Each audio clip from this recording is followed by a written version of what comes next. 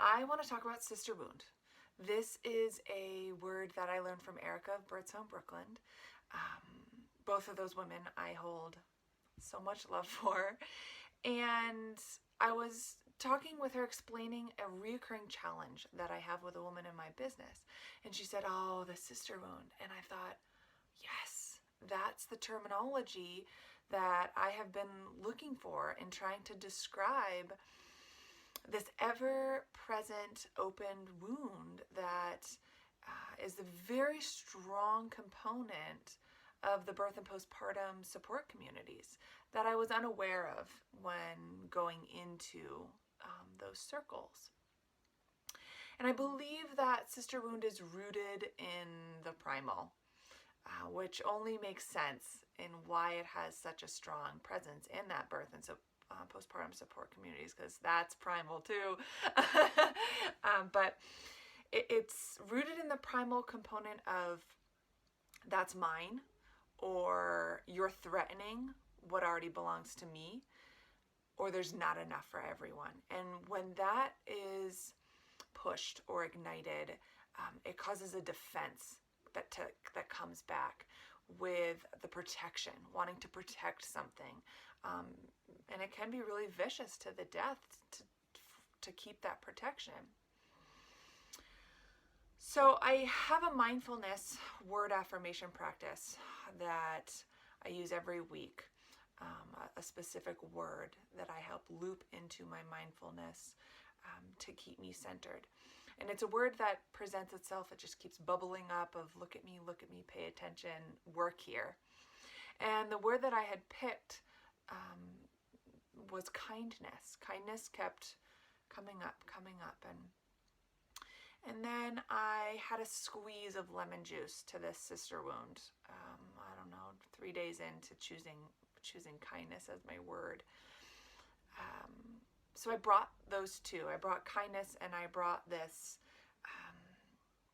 pain I was feeling from sisterwound to my altar and sat with it. And what came to me was a memory that I wanted to share. I was about 12 or 13, where I feel sisterwound really starts showing itself, that end of elementary, middle school, and for girls in particular. And that adolescent mind itself is just, wow, a lot, right? But I was off. I was definitely off. I was dealing with something. And my mom had a stack of dishes that she was going to be donating to Goodwill. And she brought me the dishes and she said, go throw them against the barn door. And it really threw me because she had never condoned violence. She had never shown violence. So at first I said no, and she just kept saying, go throw the plates at the barn door. Go throw the plates at the barn door. So I did. And my first plate I threw really gingerly, and it hit the barn and it fell to the ground and then broke into pieces. And with every plate that I threw, I connected more to that primal. I started making a sound when I released the plate.